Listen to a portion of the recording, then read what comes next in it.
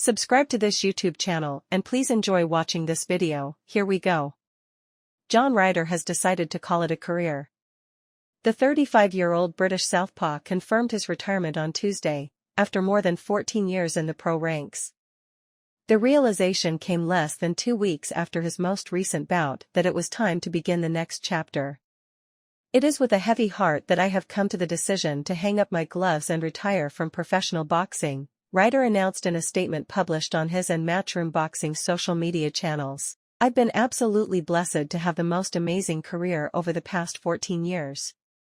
Starting in Bethnal Green in 2010 and ending in Phoenix, Arizona. I've been lucky enough to box everywhere from the O2 Arena, T-Mobile Arena, in Las Vegas, Alexander Palace, Manchester Arena to Guadalajara in Mexico. For a boy from Islington, it's been some run." Ryder ends his career with a record of 32 fights, 7 losses, with 18 knockouts and 2 separate interim super middleweight title reigns. The Gorilla last fought on January 27, when he was stopped inside of 9 rounds by Jamie Munguia, 43 fights, no losses, 34 knockouts, atop a DAZN show from Footprint Center in Phoenix. The loss was his second in a row, which emphasized the point that he'd achieved all that he would in his well-respected career. The beloved figure from the Islington section of London saw modest success in a limited amateur career.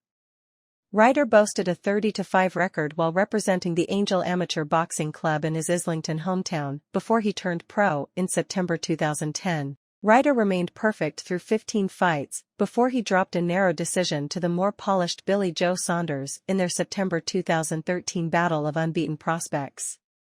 He would remain at the UK domestic level, at times falling just short of the world level and on other occasions punching his way into contention. The latter came into play in 2019, which marked his US debut and first world title shot in back-to-back fights. Ryder claimed the interim WBA super middleweight title with a stunning third-round knockout of unbeaten Bilal Akawi. The May 2019 win came on the undercard of the Saul Canelo Alvarez-Daniel Jacobs middleweight championship unification bout at T-Mobile Arena in Las Vegas and would set up his first major title fight. That night would end in heartbreak but also saw Ryder elevate his cult status as an overachiever.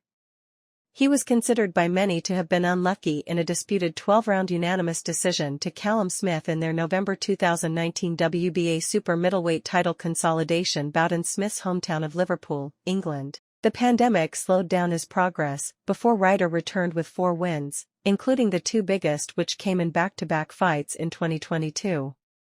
Ryder earned a 12-round, split decision win over Jacobs in their February 2022 WBA title eliminator at the famed Ali Pali, Alexander Palace, in London. It was a rare occasion where a toss-up verdict would land in his favor, and also set up his next interim title opportunity. Unbeaten countryman Zach Parker was already in line to challenge for the interim WBO super middleweight title, a fight which Ryder accepted the moment it was made available. Their All-UK November 2022 clash saw Ryder overcome a slow start to rally in round 4. It would prove to be enough, though by default, as Parker was forced to quit after he suffered a broken right hand. The win paved the way for the sport's ultimate prize for anyone in and around the super middleweight division, a shot at Canelo. Ryder became the mandatory to the full WBO title held by Alvarez, the reigning undisputed champion who agreed to a title consolidation bout last May in Zapopan, just outside his hometown of Guadalajara, Mexico. Ryder was floored in round 5 but lauded for the bravery exuded in a fight that went the full 12-round distance. Alvarez won by unanimous decision, though Ryder once again saw his stock rise in defeat. Such was not the case earlier this year versus Tijuana's Munguia, the former WBO 154-pound Titlist and current top-rated super middleweight contender. Matchroom chairman Eddie Hearn admitted prior to the fight that it was a must-win situation for Ryder in the twilight of his career and that retirement would have to be considered if he fell short. Munguia made that decision a little easier after what many considered a career-best performance to date. Ryder was first dropped in round 2, a sign of things to come, despite enjoying brief middle-round success. Munguia quickly caught his second win and emphatically closed the show. It ultimately pulled the curtain on Ryder's years-long valiant run in the sport. "Although I didn't manage to win that world title, I've achieved and experienced more than I could ever have imagined when I first put on a pair of boxing gloves," noted Ryder. "I wouldn't change that for any belt. I'd like to thank the whole team in Matchroom, especially Eddie, Barry, and Frank Smith, Matchroom CEO. My trainer and manager Tony and Charlie Sims, and my strength and conditioning coach Dan Lawrence for their constant support. And of course, my loving family. My partner Nancy, kids Heidi and Brody, who have given me the strongest why possible over the past decade in this sport. I'm blessed to have you all in my corner." Despite his timely exit from the ring, Ryder plans to remain intimately involved in a sport that's been a part of his entire adult life.